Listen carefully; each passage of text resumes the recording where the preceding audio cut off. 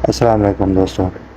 इस एसी को आप ज़रा चेक करो, ये एलजी का एसी है, विंडो एसी है एलजी का।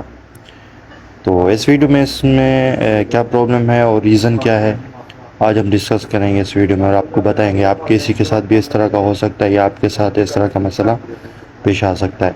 यहाँ पे हमने इसका कवर भी उतारा था साथ में।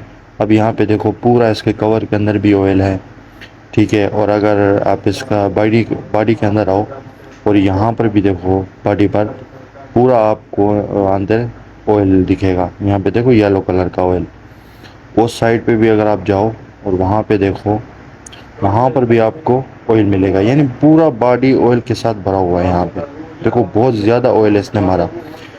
अभी आपको लग रहा होगा कि यहाँ यहाँ ये किसी जगह पे लीकेज है। हाँ, तो ये लीकेज तो ज़रूर है, लेकिन ये एक ऐसी जगह पे लीकेज है जहाँ पे इसका रिपेयर होना बहुत मुश्किल है। तो देखो, सबसे पहले ना, जब भी गर्मियाँ आती हैं तो आपने अपने एसी को सर्विस करा लेना होता है, ठीक है। सर्विस करा के अपने एसी लगाना है, क्योंकि जब सर्विस आप नहीं कराते हो, इसके अंदर मिट्टी होती है और मिट्टी की वजह से फिर कंप्रेसर के ऊपर बहुत ज़्यादा लोड होता है, तो वो कहीं ना कहीं पे लीक हो जाता है या फिर ब्लास्ट होने का भी ख़तरा रहता है। अब ये जो है यहाँ पर लीक हुआ है, यहाँ पे आप देखो, ये इस जगह पे लीक हुआ है। यहाँ पे अगर मैं रोड लगा के इसे बंद भी कर दूँ तो फिर भी ये सही नहीं होने वाला, क्योंकि ये अभी क्या है, हीट हो रहा है। तो हीट का प्रॉब्लम भी इसमें हो गया। अभी ये बार बार हीट होता रहा, बार बार हीट होता रहा, तब जाके इसने क्या, यहाँ से लीक कर दिया, क्योंकि बहुत ज़्यादा प्रेशर इसमें हाई हो गया। फिर ये सर्विस भी नहीं था। और दूसरी बात ये कि इसका रीज़न जो हुआ वो ये है कि रूम के हिसाब से इसका मुकेफ़ नहीं लगा हुआ। ये 18,000 बीटो का है और रूम में तकरीबन चाहिए था 30,000 बीटो का।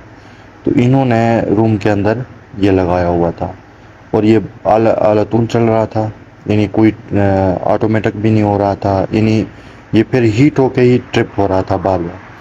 फिर पीछे आ जाओ, अगर कलेंसर पर अगर मैं देखूं, कलेंसर की साइड पे इन्होंने पीछे स्टोर रूम बनाया हुआ था।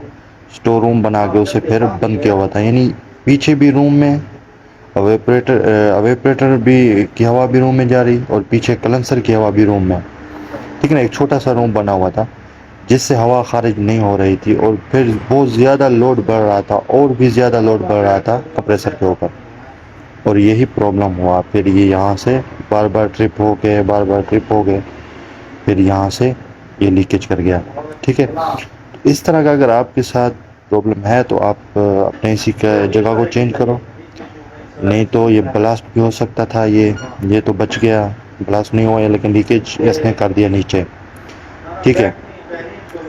तो टिप्स दोस्तों यही है कि आपकी अगर पीछे बंद है, सबसे पहले आप सर्विस करा के उसे चेक करो। अगर फिर भी ऐसा हो रहा है, आपके साथ ठंडी नहीं आ रहा सही तरीके, तो फिर आप अपने एसी की जगह चेंज करो और रूम के हिसाब से ही एसी हमेशा लगाया करो, ठीक है ना दोस्तों।